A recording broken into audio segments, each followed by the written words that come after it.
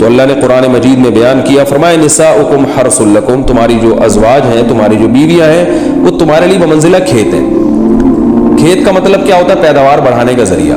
تو اس میں سب سے پہلا مسئلہ تو قرآن نے یہ بیان کر دیا کہ زوجہ سے جو ہم بستری ہے وہ صرف اسی راستے میں جائز ہے جس سے اولاد ہوتی ہے، کیونکہ عورت کو اللہ نے بنایا ہے نسل بڑھانے کے لیے۔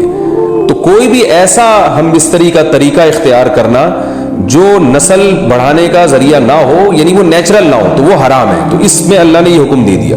تو اس سے صاف یعنی حدیث سے بھی پتہ چلتا ہے، اور تمام فقہاء کا اجماع بھی ہے اس آیت کی روشنی میں کہ مسئلہ تھوڑا حیا کے خلاف ہے، لیکن میرا خیال ہے بتانا ضروری ہے کہ پچھلے راستے سے عورت سے ہم بستری کرنا بالکل حرام ہے، ناجائز ہے، اور نبی صلی اللہ علیہ وسلم کی اس پہ بہت شدید لعنت ہے، بہت شدید وعید ہے۔ تو یہ بالکل اللیگل ہے اسلام میں کہ عورت کے پچھلے راستے سے اس سے ہم بستری کی جائے۔ جو لوگ لڑکوں سے بدفعلی کے عادی ہوتے ہیں ان کو یہ ایک چسکا لگ جاتا ہے، تو یہ حرام ہے، ناجائز ہے، کیونکہ اللہ نے بتا دیا کہ یہ تمہارے لیے بمنزلہ کھیت کے ہیں۔ تو اس میں قرآن نے وہ جو سوال تھا نا اس کی طرف اشارتاً جواب دے دیا، اور آگے فرمایا فاتو حرثکم، تم اپنے کھیت کے پاس آؤ، یعنی پیداوار بڑھانے کا جو ذریعہ ہے اس جگہ کی طرف آؤ، انا شئتم، جیسے چاہو، یعنی باقی جس طرح سے تم چاہو زوجہ سے ہم بستری کر سکتے ہو، اس میں کوئی خاص طریقہ متعین نہیں ہے۔ میاں بیوی کا ایک دوسرے سے کوئی پردہ نہیں ہے، ہن لباس لکم وانتم لباس لہن، یہ دونوں ایک دوسرے کے لیے لباس ہیں۔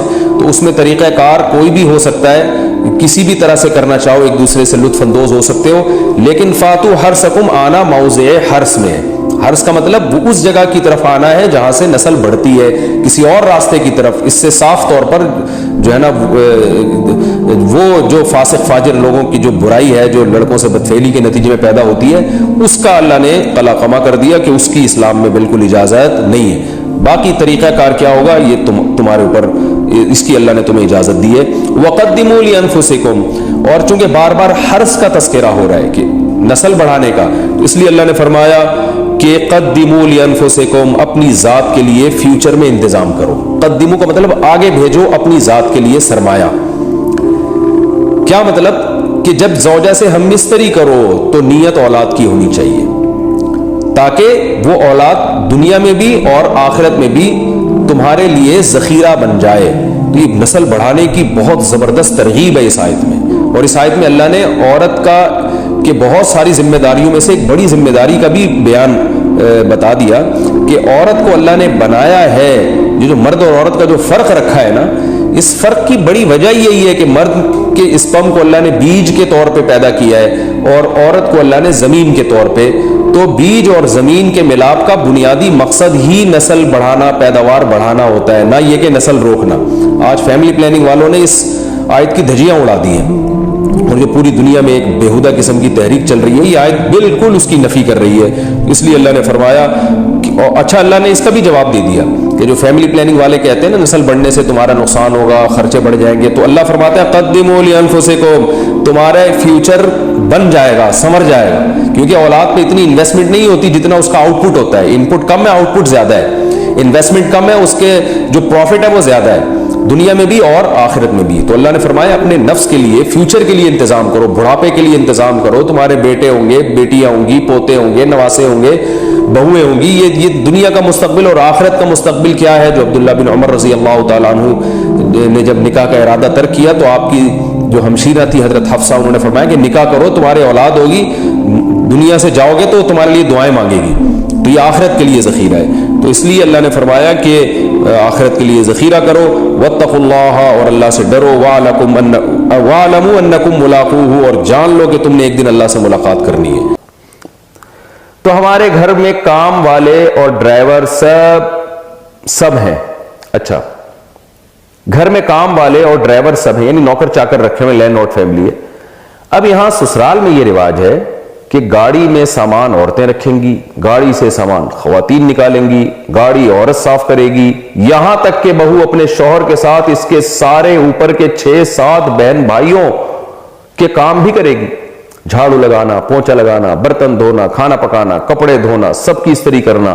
اگر کسی کام سے منع کروں تو اس پہ لڑائی شروع ہو جاتی ہے، حالانکہ رشتہ کرتے وقت انہوں نے صاف کہا تھا کہ ہم کوئی کام نہیں کروائیں گے، یہ سارے کام کرنا میری استطاعت سے باہر ہے۔ اس صورت میں کیا کروں؟ ایک بندی دیکھیں اصولی طور پر تو عورت کے ذمے ہے کہ وہ گھر میں کام کاج میں ہاتھ بٹائے. میں یہ نہیں کہہ رہا کہ ایک عورت اپنے 6 8 نندوں کے دیور اور نندوں کے کپڑے دھوئے, یہ تو ظلم ہے اس کے اوپر. کم از کم اپنے شوہر اور اپنے ساس سسر کی خدمت اخلاقی ذمہ داری ہے عورت کی, یہ اس پر اخلاقاً لازم ہے. اور جب جوائنٹ فیملی میں رہتے ہیں تو کام ڈیوائیڈ ہوتے ہیں, سب مل جل کے کام کر رہے ہوتے ہیں. ایک دن سب کے لیے کسی ایک نے کھانا بنا دیا تو دوسرے ٹائم پہ دوسری بہو نے سب کے لیے کھانا پکا دیا. تو یہ سب مل جل کے, جیسے ہم سفر میں جب جاتے ہیں نا تو کام کو ڈیوائیڈ کرتے ہیں.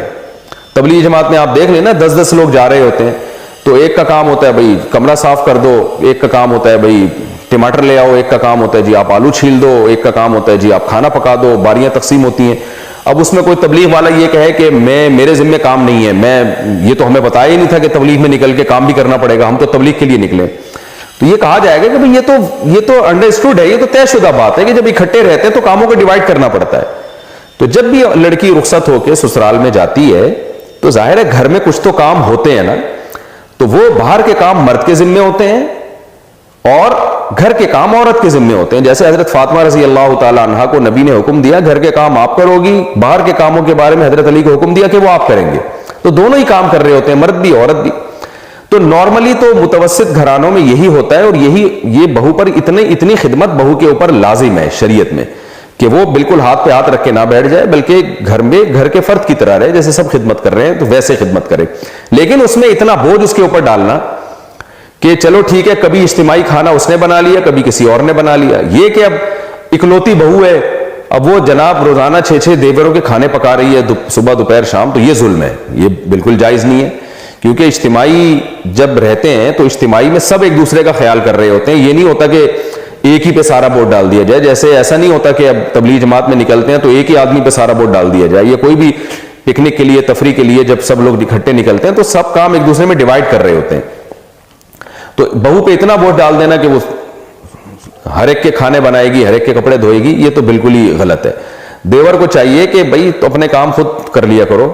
اگر وہ بھابھی اپنی خوشی سے کر دے تو اچھی بات ہے, نہیں تو آپ خود کیا کرو, اس کے اوپر کیوں ڈال رہے ہو. یہ نندوں کو تو چاہیے, وہ تو خود خاتون ہیں, ان کے تو ذمہ ہے کہ وہ خود اپنے کام خود کریں. وہ